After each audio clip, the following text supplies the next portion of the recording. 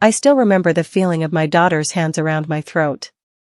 Her eyes were cold, her voice shaking as she screamed, "You never let me have anything that matters." It happened right in my living room, all because of a suitcase my husband had given me as an anniversary gift. After that night, people asked me how a mother and daughter could reach that point. But the truth is, these things don't happen overnight. They build slowly, one argument, one insult, one ungrateful word at a time, until love turns into something unrecognizable. My name is Linda Monroe, and I'm 67 years old. I live in Columbus, Ohio, in the same brick house my husband and I built when we had nothing but hope.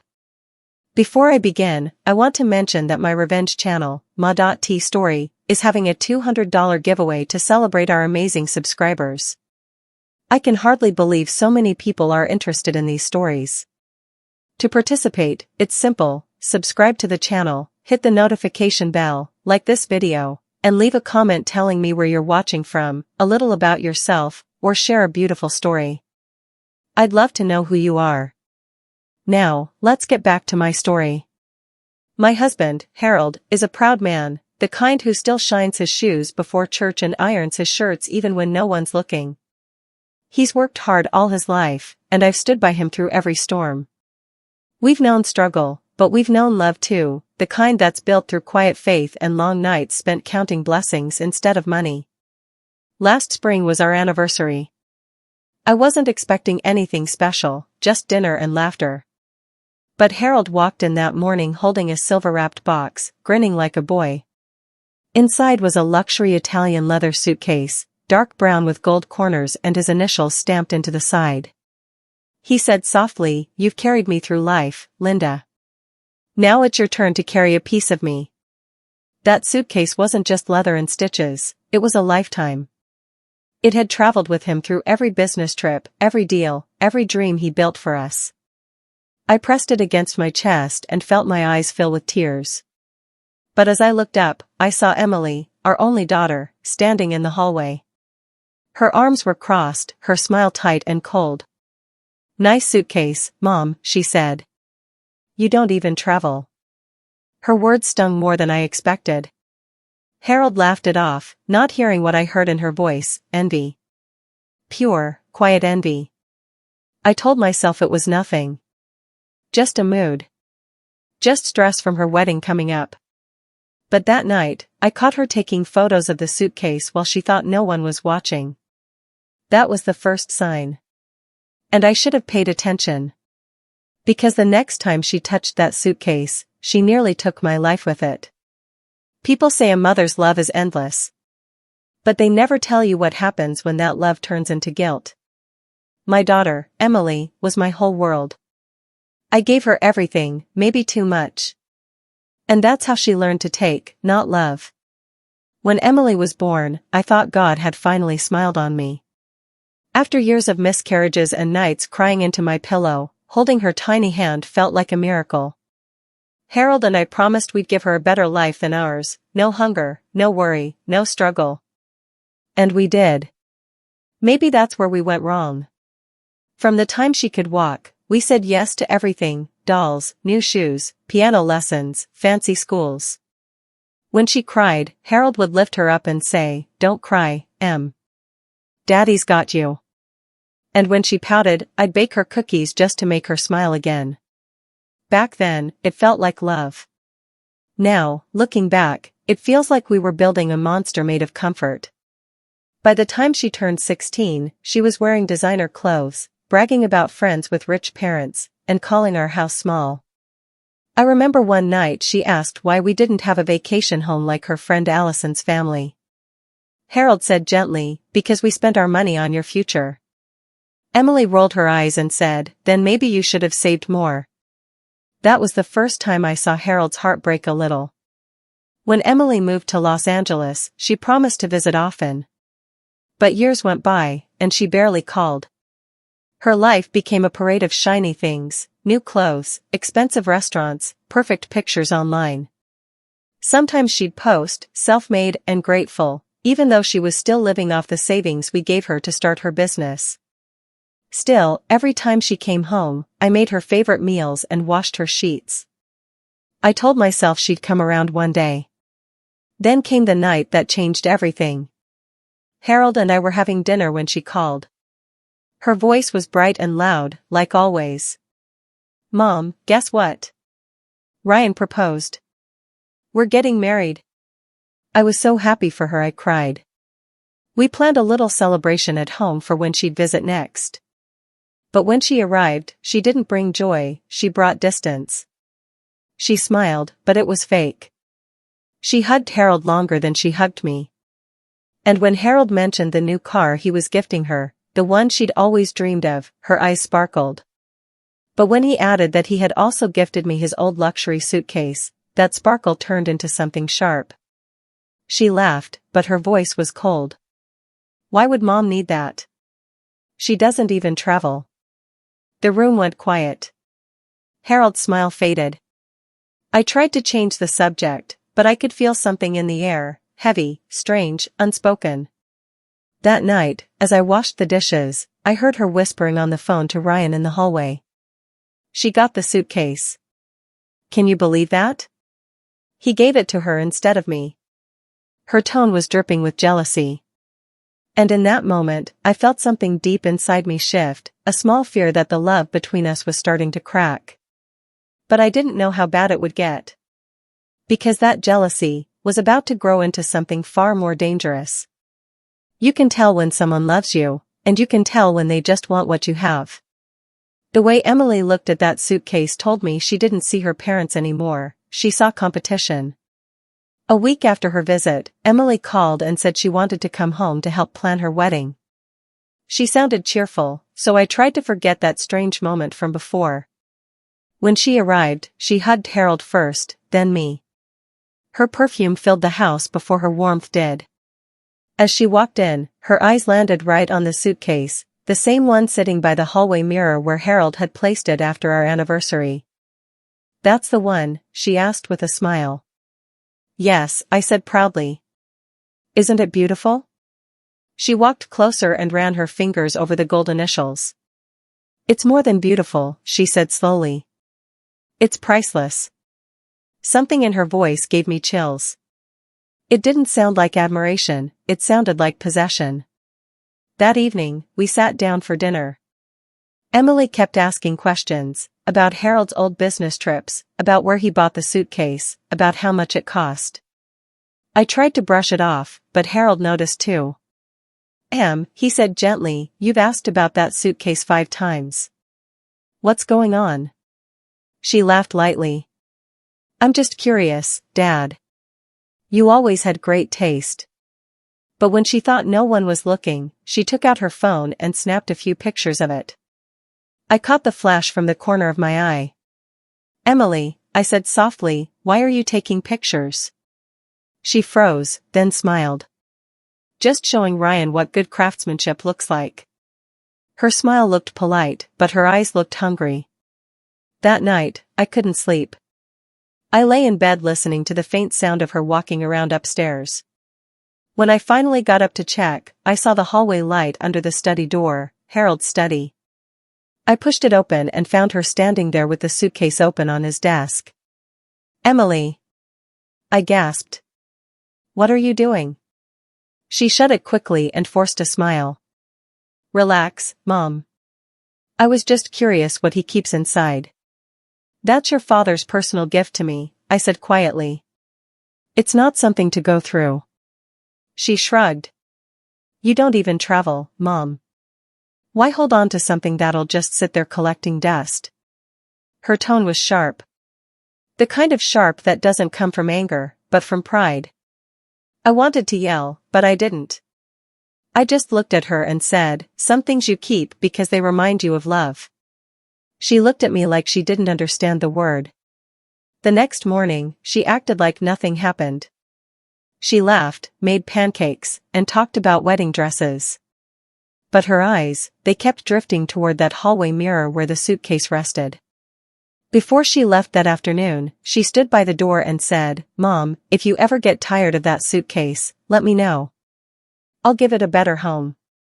Her tone was playful, but it made my stomach twist. When the door closed behind her, I sat down on the couch and whispered to myself, she doesn't want a suitcase, she wants what it means. That was when I realized something ugly had started to grow inside my daughter, something I didn't know how to stop.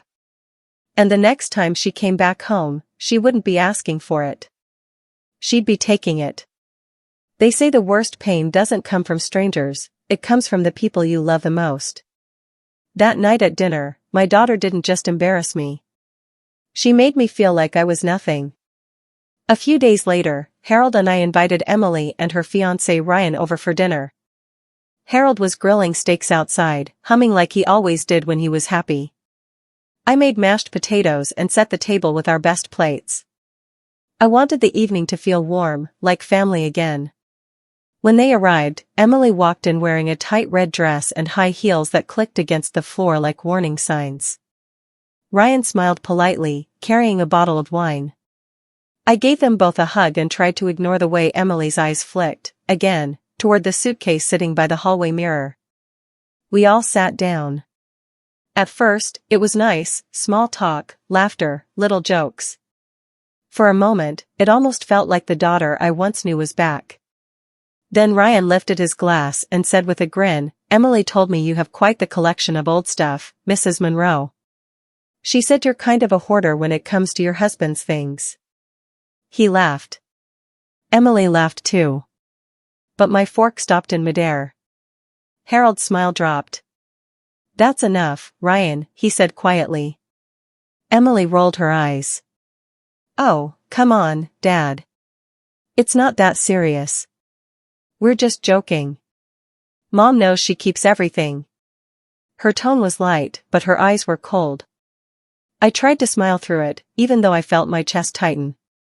I said softly, some things are worth keeping, Emily. Not everything old loses its value. Ryan looked uncomfortable. I didn't mean to offend. But Emily cut him off. Relax, babe. Mom knows I'm kidding. She never throws anything out, not even stuff that doesn't belong to her. Harold set down his knife and fork. Emily. That one word carried 20 years of disappointment. The table went silent. Even Ryan didn't move. Emily looked at her father and said sharply, What? It's just a suitcase, Dad. You act like she's guarding gold. My throat burned. My eyes filled before I could stop them. It's not about the suitcase, Emily. It's about respect. She sighed loudly. You know what, maybe you should stop taking everything so personally. Harold's face turned red. He stood up, reached for her car keys on the counter, and slipped them into his pocket. If you can't respect your mother, he said firmly, you can walk home. Emily's jaw dropped. You're serious? He didn't answer. She grabbed her purse and stormed out, the sound of her heels echoing down the hallway. Ryan followed, muttering an awkward goodbye. When the door slammed shut, the silence was heavier than any argument. Harold sat back down slowly, rubbing his forehead. She's been different, Linda, he said in a tired voice. Like she's chasing something she can't catch. I wiped my tears and whispered, she's not chasing something, Harold. She's competing with someone. He looked at me, confused. I didn't explain. But I could feel it in my bones, Emily wasn't just jealous. She wanted to win. And when a person like her feels they're losing, they do desperate things. That night, after the fight with Emily, Harold sat beside me on the couch. His eyes looked tired, but his voice was calm when he said, Linda, there's something about that suitcase I never told anyone. Before I continue, I want to mention that my revenge channel, Mama True Story, is having a $200 giveaway to celebrate our wonderful subscribers. I can hardly believe so many people are interested in these stories. To participate, it's simple, subscribe to the channel, hit the notification bell, like this video, and leave a comment telling me where you're watching from, a little about yourself, or share a beautiful story. I'd love to know who you are. Now, let's get back to my story. I turned toward Harold, my heart suddenly uneasy. What do you mean? He hesitated for a long moment. Then he leaned forward and lowered his voice. There's something inside that suitcase, something I've kept there for years. If anything ever happens to me, open the inner lining. You'll know what to do. I frowned. Harold, you're scaring me. What is it? He smiled faintly. Nothing bad. Just something personal. A part of my journey. Then he patted my hand and stood up, as if that was enough explanation. But it wasn't. Later that night, after he fell asleep, curiosity got the better of me. I tiptoed into his study, turned on the small desk lamp, and placed the suitcase in front of me. My hands trembled as I unzipped it. Inside, beneath the neat compartments, was a soft black velvet pouch sewn into the inner lining. My chest tightened. Carefully, I pulled it open. Inside were old letters, property papers, and a gold pocket watch. Each letter was written in Harold's handwriting, some to me, others to his late father. But the thing that caught my eye was a small safety deposit key taped to an envelope that said, "For Linda, my forever journey." I pressed the letters to my chest. Tears ran down my cheeks. Whatever he was keeping, it wasn't just paperwork, it was a piece of his soul. I didn't take anything out. I just stitched the lining back the way it was and returned the suitcase to its place. When Harold woke up the next morning, he smiled at me over breakfast like nothing had happened. But I could see in his eyes that he knew I'd looked. And I could also see something else, relief. For a few weeks, peace returned to our house. Emily called less, but I didn't mind. I felt closer to Harold again. We took walks in the park, talked about old times, even laughed about small things. But that peace didn't last long. One afternoon, I was folding laundry in the bedroom when I heard Harold's phone ring in the kitchen. The voice on the other end was Emily. She didn't know I had picked up the other phone. "Dad," she said sweetly, "Mom told me you've been keeping some special papers in that suitcase. I just wanted to make sure you're okay." My blood ran cold. He chuckled softly. "I'm fine, sweetheart. It's just family stuff." Emily replied, "You know, if anything ever happens, I could take care of it for you." Harold paused. "That won't be necessary, Emily." She laughed, but there was a sharpness in it, the kind that made me realize she already knew too much. When the call ended, I sat frozen in my chair. My heart thudded in my chest. That suitcase wasn't just a memory anymore, it was a target. And my daughter was coming back for it. It happened 2 days before my daughter's honeymoon, the night she stopped being my child and became my stranger. She came into my house smiling. She left with her hands around my throat. That evening, Harold and I had just finished dinner when the doorbell rang. I wasn't expecting anyone. When I opened the door, Emily stood there in a bright yellow dress, holding a small travel bag. Her lipstick was red, her smile wide, but her eyes were restless. "Mom," she said, pulling me into a hug that felt too tight. "I forgot my passport here last time. Thought I'd grab it before we leave for the honeymoon." I let her in, though my chest felt heavy. Something about her voice didn't sound like a daughter's, it sounded like a woman trying to get something she wanted. Harold was upstairs watching TV, so it was just the two of us in the living room. The suitcase sat where it always did, beside the hallway mirror. I noticed her glance toward it as soon as she walked in. "Still keeping that old thing?" she asked, her tone soft but sharp underneath. I smiled politely. "It's not an old thing, Emily. It's your father's memory." She sighed dramatically and sat down on the couch. "You don't even travel, Mom. You just keep it sitting there like a trophy. What's the point?" I turned to her and said gently, "Some things we keep because they remind us of love, not because we need to use them." Her jaw tightened. "You never let me have anything that matters to Dad. You hoard his attention, his love, his gifts, everything." Her voice cracked, but her anger didn't. "Emily," I said quietly, "this isn't about a suitcase. This is about respect." She stood up, her face red. "Respect? You don't respect me. You've never trusted me with anything important." You think I'm some spoiled little girl. I felt tears start to sting my eyes. You're my daughter. Everything I've ever done was for you. But she wasn't listening. She stepped closer, her hands shaking. You don't deserve that suitcase, she whispered. You don't deserve anything from him. Before I could move, her hands were suddenly on my throat. Her fingers pressed hard. I couldn't breathe.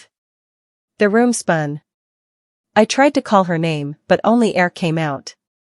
Her eyes looked wild, not angry anymore, but empty.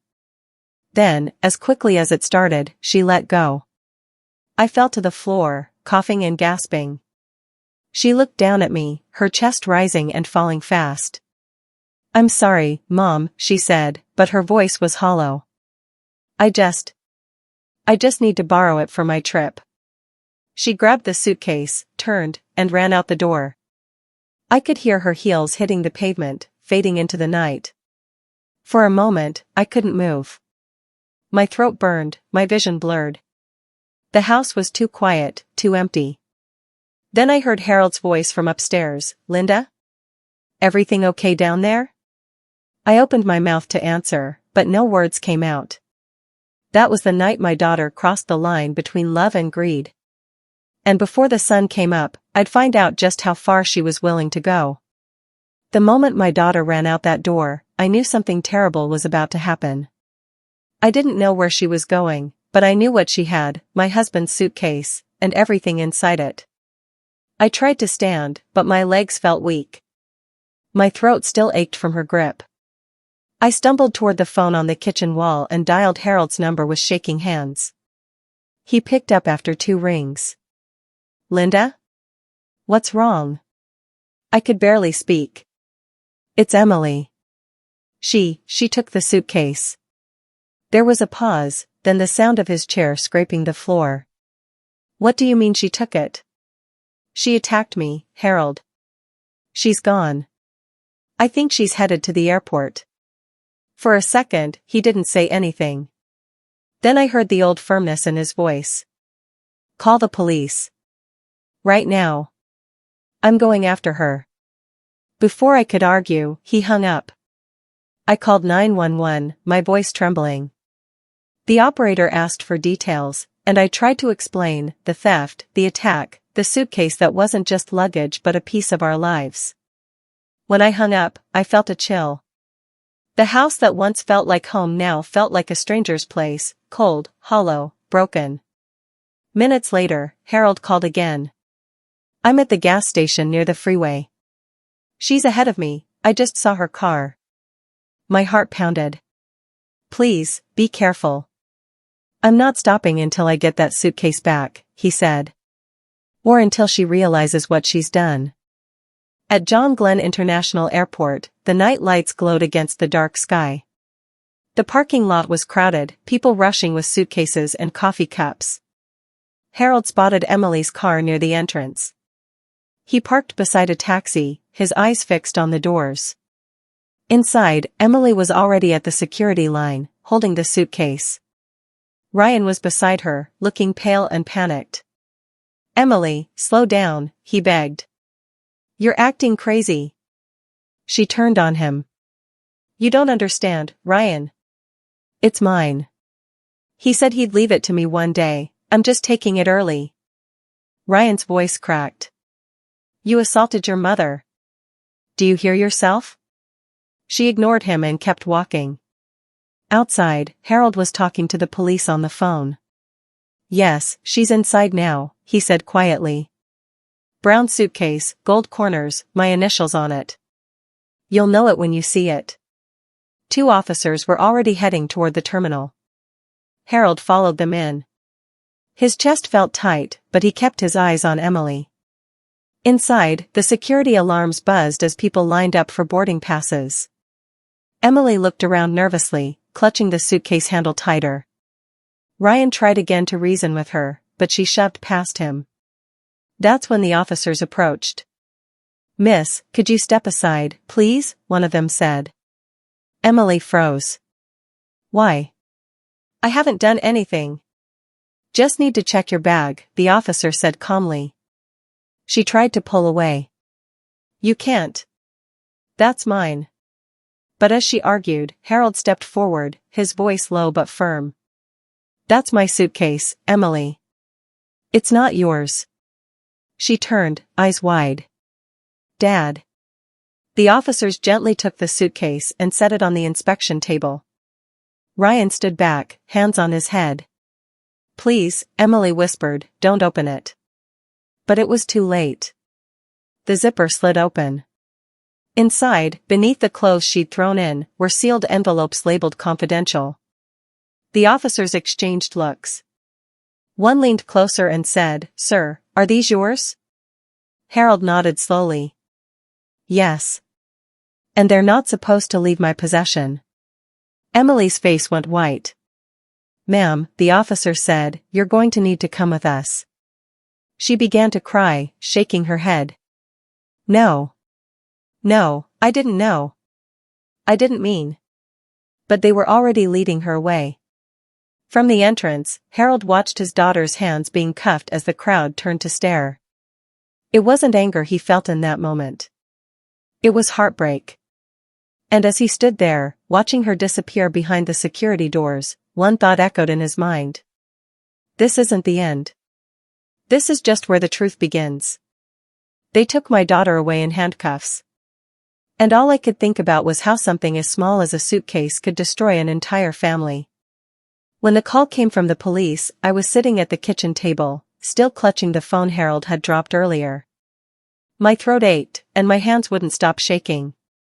Mrs. Monroe, the officer said gently, we have your daughter at the airport. She's being detained for possession of restricted documents. For a moment, I didn't understand. Documents? I whispered. What documents? Confidential files from a federal investigation, he said. We believe your husband was the original custodian. I felt my heart drop. The world started spinning. By the time I arrived at the airport security office, Harold was already there, standing with his hands on the counter. His shoulders looked heavier than I'd ever seen them. Emily sat in a chair behind the glass, her face streaked with tears, her makeup smudged. The suitcase sat on the table beside her, open, the documents spread out like a bad dream. When she saw me, she stood up quickly. Mom.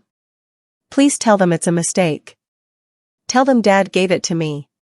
Her voice was desperate, but the officer's eyes stayed cold. Ma'am, he said, we have to confirm ownership and the nature of these papers. Harold cleared his throat.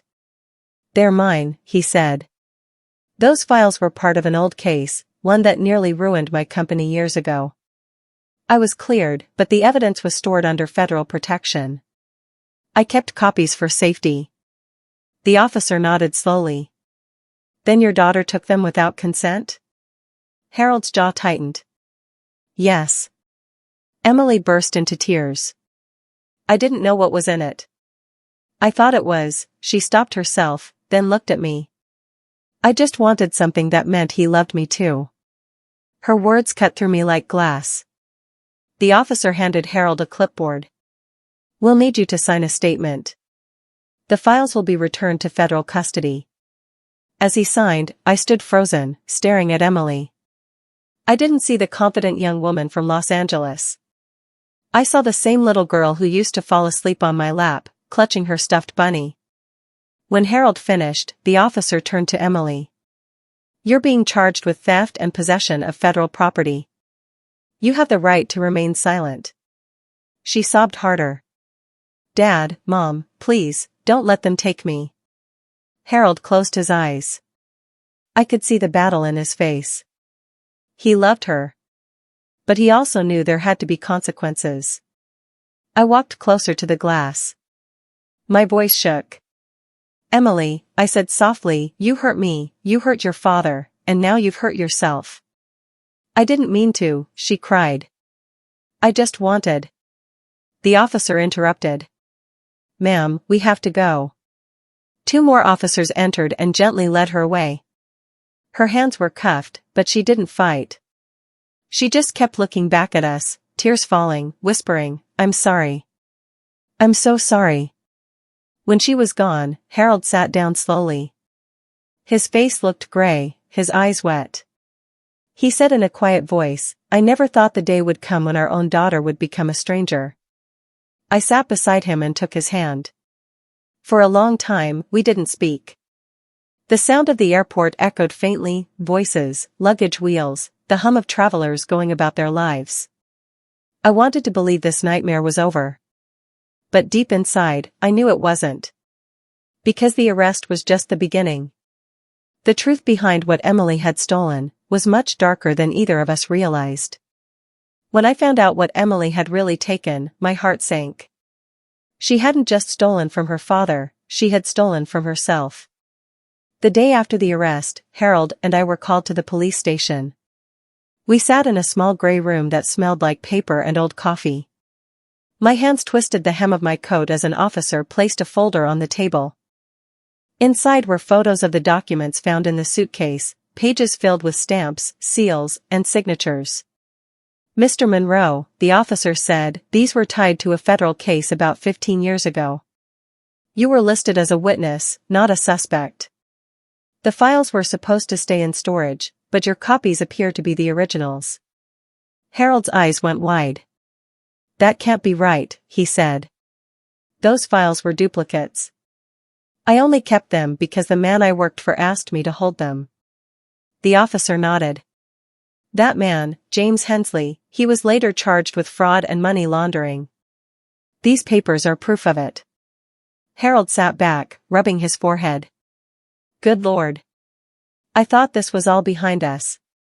I looked at him, confused. "Harold, you never told me that." He sighed.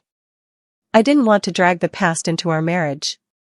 When the case ended, the government told me to keep those papers safe until they cleared everything. I locked them in that suitcase and forgot about them." The officer leaned forward. "Your daughter, however, didn't forget. She told us she believed there was money or hidden property linked to those documents." My mouth fell open. "Money? From where?" He glanced at his notes. "She said she overheard a phone call about a key and a deposit box. She assumed it was inheritance money." I froze. The key. The one taped to the envelope that said "For Linda, my forever journey." That's when it hit me. Emily had misunderstood everything. She thought we were hiding money from her. Tears welled in my eyes. "She wasn't trying to hurt us," I whispered. "She thought she was taking what she deserved." The officer's voice softened. "That may be true, ma'am. But intention doesn't erase the law. The federal department has agreed to press light charges, theft, obstruction, and tampering. She'll face probation, community service, and mandatory therapy." I nodded slowly, my chest heavy. "Can we see her?" He agreed, and a few minutes later, they brought her in. She looked smaller than I remembered, her hair messy, her eyes red. When she saw us, she started crying. "Mom, Dad. I didn't mean for any of this to happen." Harold's jaw clenched. He looked at her, and for a moment, I thought he'd turn away. But he didn't. He said, "You could have asked, Emily. You didn't have to take it." She wiped her eyes. "I thought you loved her more. You gave her everything, your time, your stories, your memories.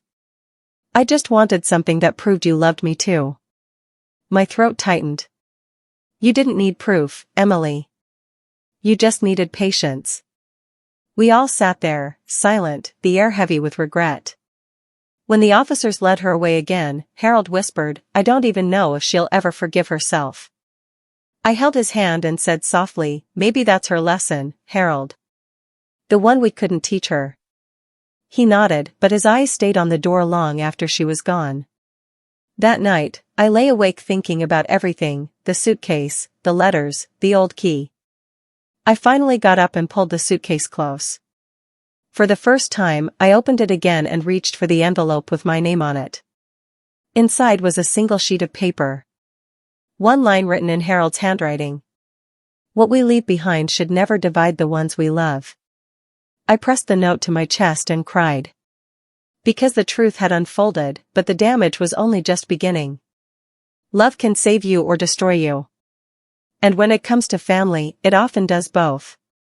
The days after Emily's arrest felt like walking through fog. Harold and I barely spoke. Every sound in the house, the ticking clock, the wind through the curtains, the creak of the hallway floor, reminded me of the silence she'd left behind. Sometimes I'd pass the hallway mirror and see the suitcase reflected in it, sitting where it always did. I used to see love when I looked at it. Now all I saw was guilt. I kept asking myself, what kind of mother raises a daughter who can hurt her like that? Harold tried to be strong, but I could see the sadness on his face. He still went through his daily routines, his coffee at 6 a.m., his newspaper, his walks around the block, but he moved slower now, like every step weighed a little more. One night, as we sat together on the couch, he said softly, "I never blamed you, Linda." I looked up. For what? For how Emily turned out. You gave her love, and so did I. Maybe too much of it. But we can't change that. I nodded, but the tears came anyway. She hates me, Harold. He shook his head. No. She hates herself. That's worse. A week later, Emily's lawyer called. The court had accepted her plea deal, probation, 200 hours of community service, and mandatory therapy. No prison time. Relief washed over me, but it didn't feel like victory. When we visited her at the courthouse, she looked different, pale, quiet, smaller somehow. She didn't meet my eyes at first. "Mom," she whispered finally, "I don't expect you to forgive me." I took a deep breath. Forgiveness isn't a gift, Emily. It's something you earn. But I still love you. That will never change. Her chin trembled. I don't know how to make things right. You start by being honest, I said gently. With yourself. She nodded, her eyes full of shame. When she left with her lawyer, Harold stood beside me and said, "You did good, Linda. You showed her love without letting her escape the truth." But deep down, I wasn't sure if that was enough. That evening, Harold went out for his usual walk. The sky was turning orange over Columbus. I stayed behind, cleaning the living room. When I reached the hallway, I stopped in front of the suitcase again. I bent down and ran my hand over the gold initials, HM. I thought about the note I'd found, what we leave behind should never divide the ones we love. It hurt to admit, but we had already failed that lesson. When Harold came back home, he looked pale and tired.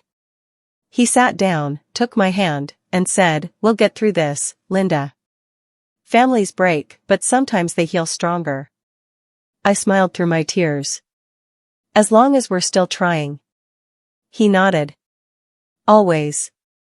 That night, for the first time in weeks, we ate dinner together at the same table. No words, just quiet understanding. I didn't know it then, but it would be our last dinner together. The next morning, Harold didn't wake up.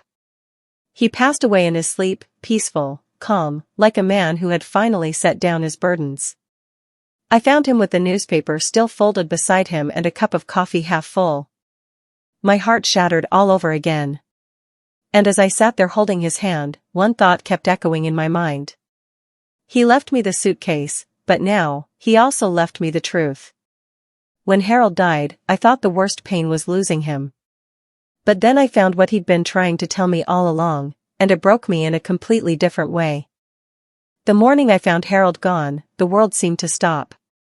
The birds outside kept singing, the sunlight kept coming through the curtains, but none of it felt real. I sat beside him for what felt like hours, holding his hand, whispering his name, hoping he'd wake up. He didn't. The house filled with quiet voices, neighbors, and friends bringing food I couldn't eat.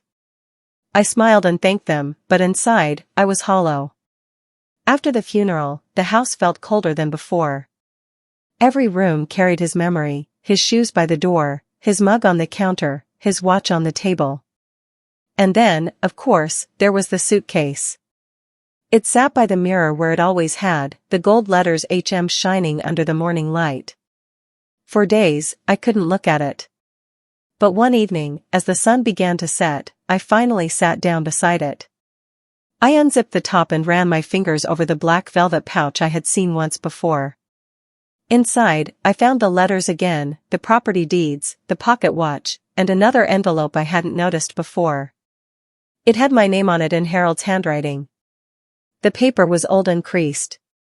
I opened it carefully, my hands trembling. Inside was a short letter that said, "Linda, if you're reading this, I'm gone. Don't let what we built become something our daughter uses to measure love. The key in this bag isn't for money. It's for a safety box with photos, memories of us, from before the world taught us to chase things that don't last. Share them with her when she's ready.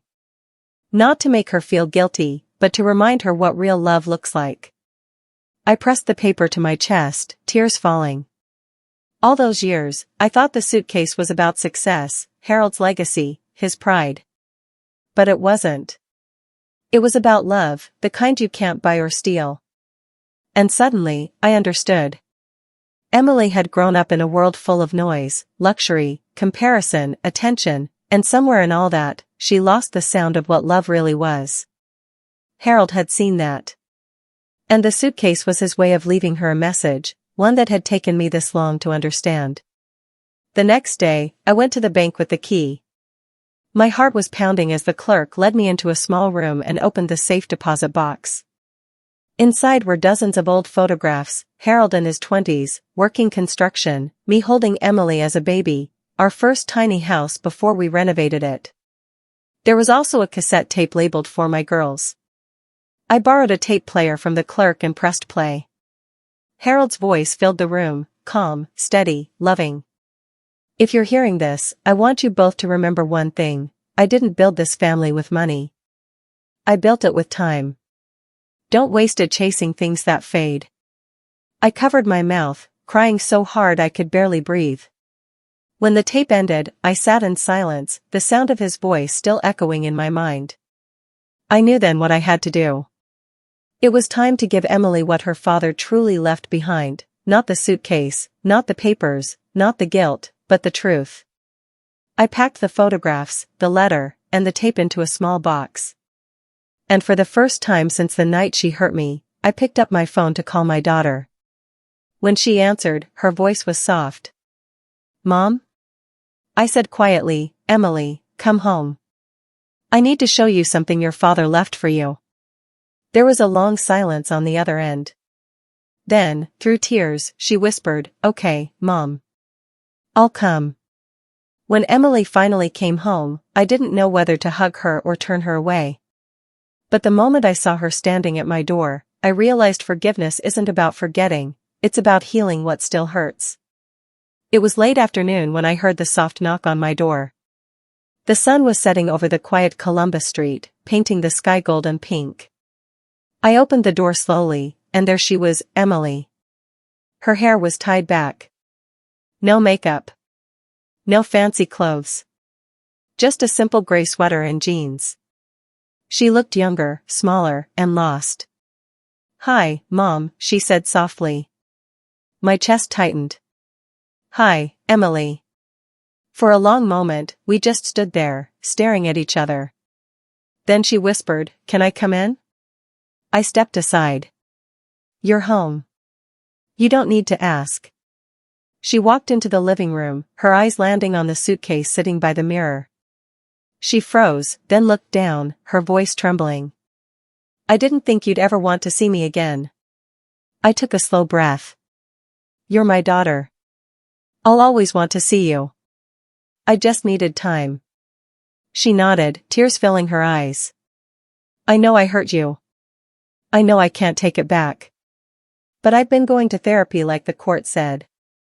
It's helping me see things clearer." I sat down on the couch and motioned for her to sit beside me. "That's good. Healing takes time." She looked around the room, her gaze landing on a picture of Harold on the wall. "How's Dad been holding up?" The words hit me like a weight. My voice broke as I said, "He passed away, Emily. A few weeks after the arrest." Her face went pale. "What?" No. I nodded, tears spilling down my cheeks. He died in his sleep. Peacefully. She covered her mouth, crying softly. I didn't even get to say goodbye. I put my hand over hers. He left something for us both. I stood up, walked to the hallway, and picked up the suitcase. Her eyes followed me as I placed it gently on the table. What's in it? She asked, wiping her face. I opened it slowly. Inside were the photos, the letter, and the cassette tape. Your father wanted us to see this together, I said. He left a message for us. She looked confused. A message? I pressed play on the tape. Harold's voice filled the room, deep, steady, full of warmth.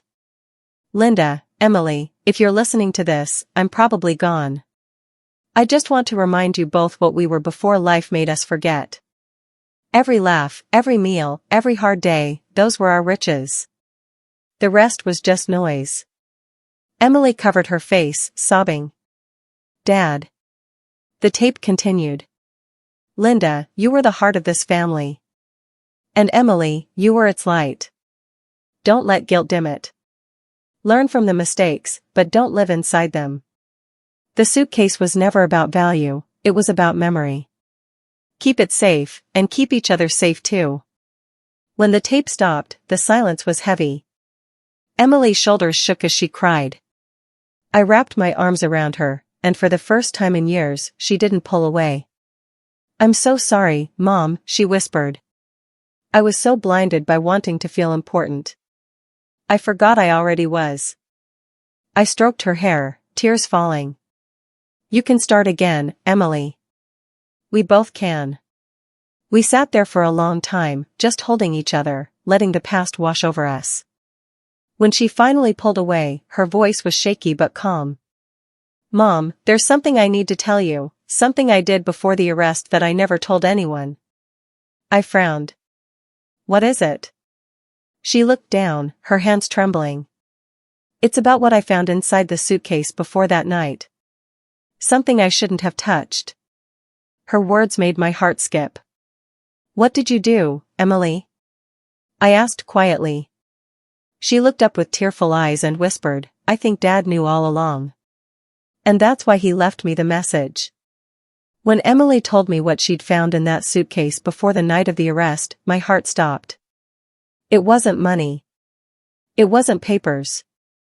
It was something much heavier, and it explained everything my husband had been trying to teach us.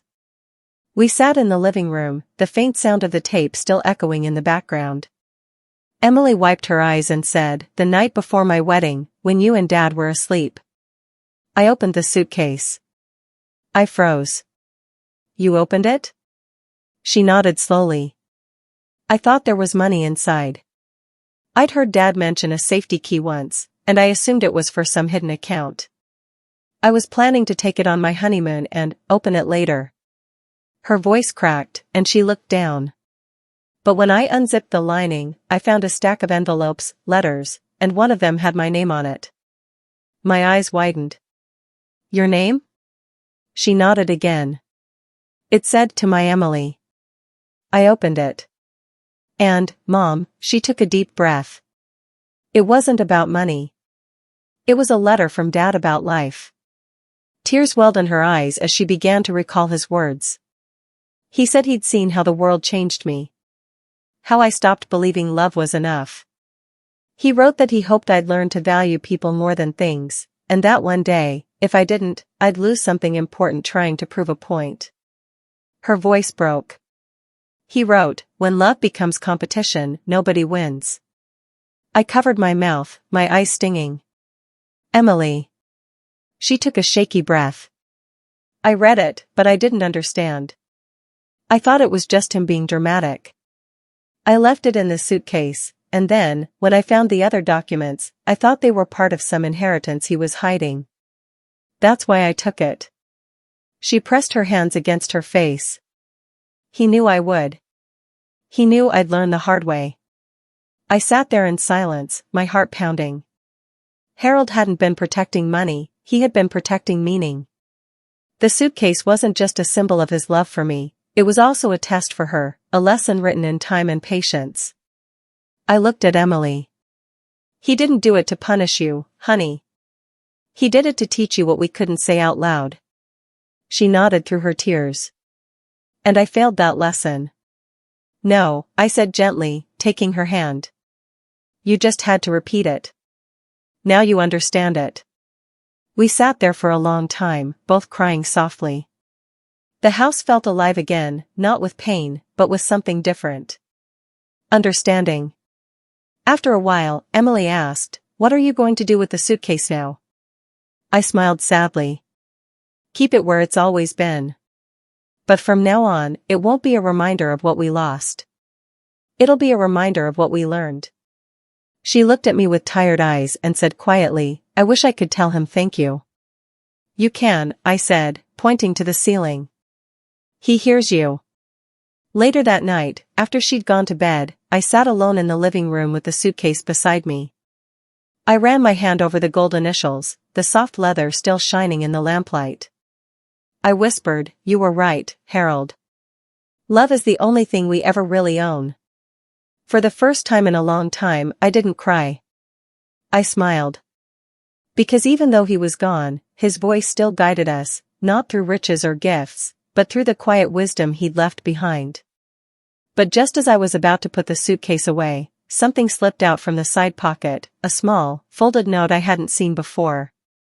In Harold's handwriting, it read, "If you both learned what truly matters, there's one last thing to do.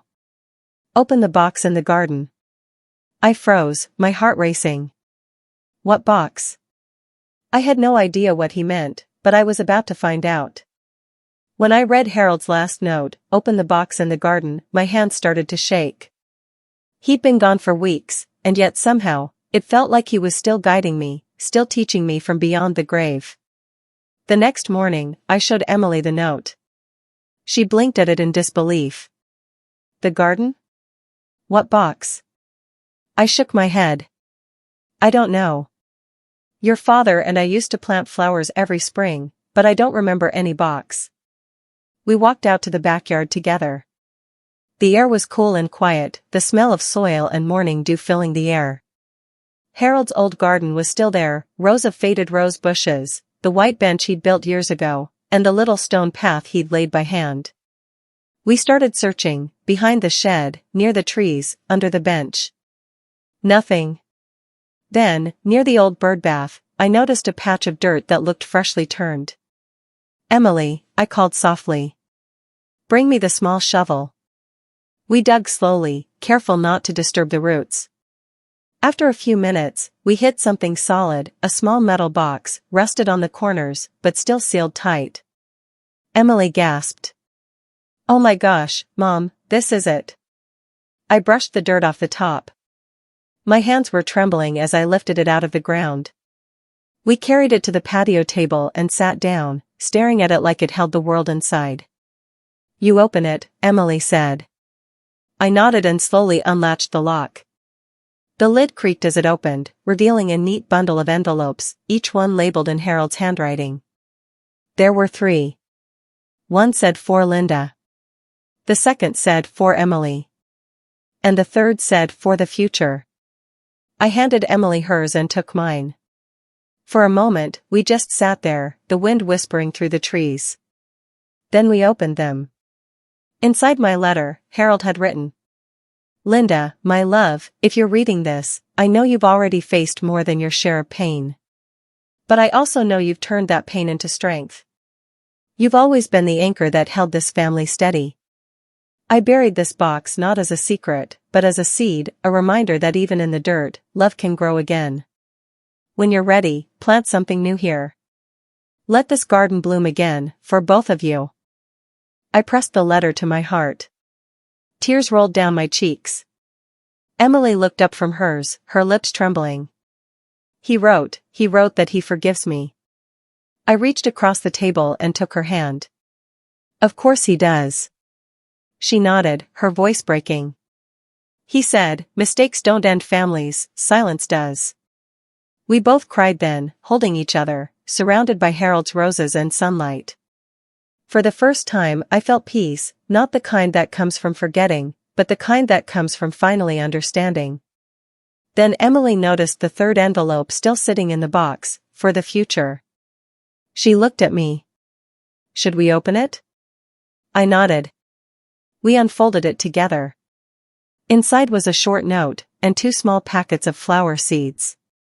The note said, "Plant these together. They'll bloom every spring. When they do, remember, forgiveness is what keeps love alive." I couldn't hold back my tears. He knew, I whispered.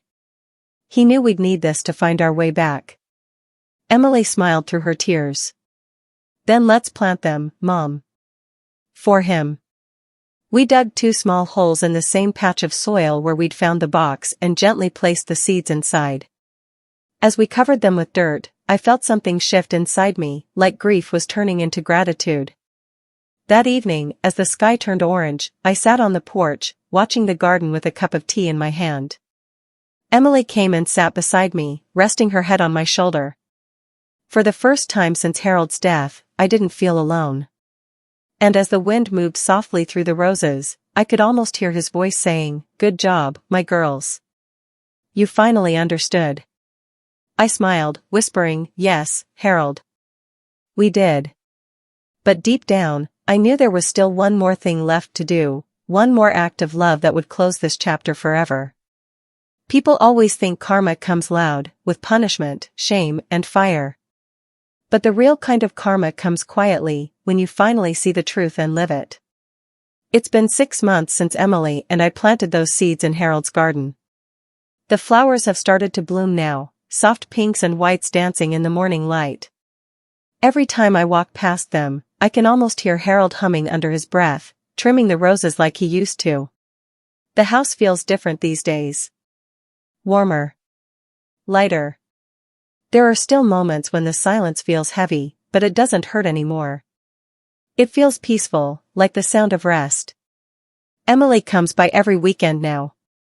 Sometimes she brings groceries, sometimes just her smile.